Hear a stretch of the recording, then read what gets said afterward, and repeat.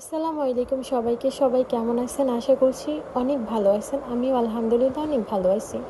তো আজ আমি তৈরি করব অল্প উপকরণে ঝটপট চটপটি রেসিপি। চটপটি তৈরি করার জন্য প্রথমে চটপটির ডালটা আমরা পানিতে 3 থেকে 4 ঘন্টা পর্যন্ত ভিজিয়ে রাখব। 3 থেকে 4 ঘন্টা পরে ডালটাকে নর্মাল পানি দিয়ে সুন্দর করে ধুয়ে পরিমাণ মতো পানি দিয়ে একটা প্যানে চুলায় বসিয়ে দিলাম। তারপরে পরিমাণ মতো লবণ দিয়ে দিলাম, পরিমাণ মতো হলুদ দিয়ে দিব।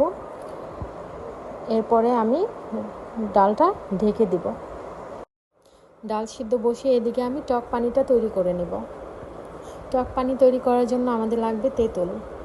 তেঁতুলের মধ্যে পরিমাণ মতো পানি দিয়ে দিলাম। তারপরে তেঁতুলটা ভালোভাবে মিক্স করে নেব পানির সাথে।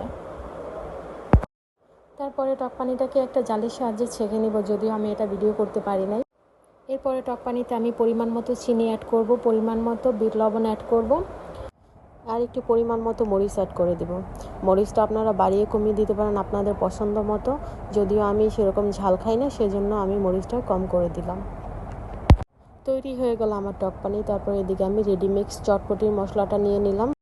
এখন আমি এই চটপটির মশলাটাকে আমি চটপটির ডালের সাথে অ্যাড করব। চটপটির মশলা অ্যাড করা হয়ে গেলে একটু শুকনো জিরার গুঁড়া দিয়ে দিব। তারপরে দিয়ে দেব সিদ্ধ আলু চটকে নিয়ে। আপনারা চাইলে গ্রেট করে দিতে পারেন কোনো গ্রেটারের সাহায্যে, যদিও আমি গ্রেট করিনি কারণ আমার আলুটা একটু বেশি সিদ্ধ হয়ে গেছিল। চটপটির উপকরণটা সাইডে রেখে এখন আমি ফুচকা ভেজে নেব। এভাবেই সব কয়টা ফুচকা ভাজা হয়ে গেলে আমি চটপটিটা খাওয়ার জন্য রেডি করে নেব। এখন আমি চটপটির ডালটা বাটিতে নিয়ে নিলাম। তারপরে পরিমাণ মতো পেঁয়াজ কুচি, পরিমাণ মতো টমেটো কুচি, পরিমাণ মতো শসা কুচি দিয়ে দিব, পরিমাণ মতো মরিচ কুচি দিয়ে দিলাম, পরিমাণ মতো ধনেপাতা কুচি দিয়ে দিলাম। মরিচটা আপনারা বুঝে শুনে দিতে পারেন।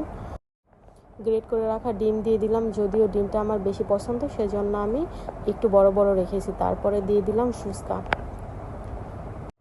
তৈরি হয়ে গেল আমার ঝটপটের চটপটি রেসিপি।